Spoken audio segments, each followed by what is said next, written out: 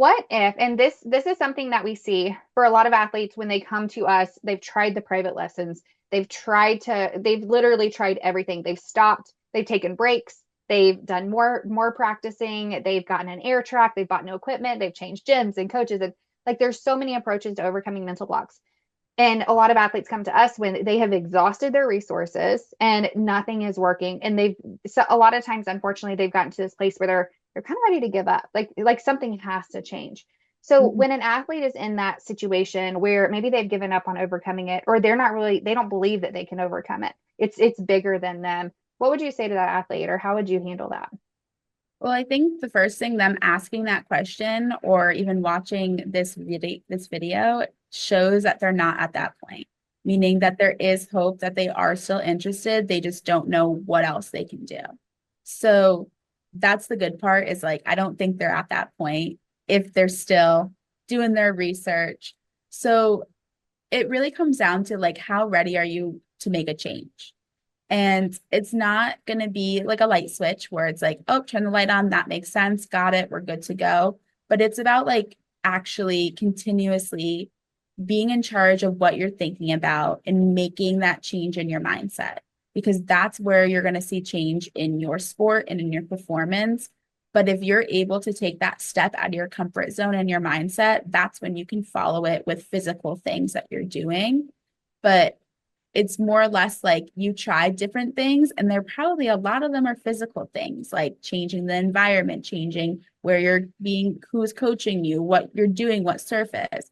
And at this point, it seems more like a mental challenge than a physical challenge. So if we keep trying physical things to work through a mental thing, it's not going to be as effective as doing a mental thing and physical thing while working through a mental challenge.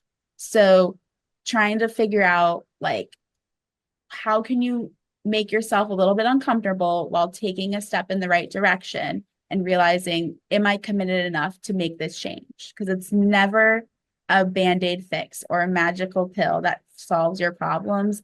It's the dedication and hard work, which I know most of our athletes are doing already, but it's now putting that into like the way you talk to yourself, the things that you think about, which is challenging because nobody knows really what's going on in other people's minds. So the only person who can really hold you accountable for that is yourself.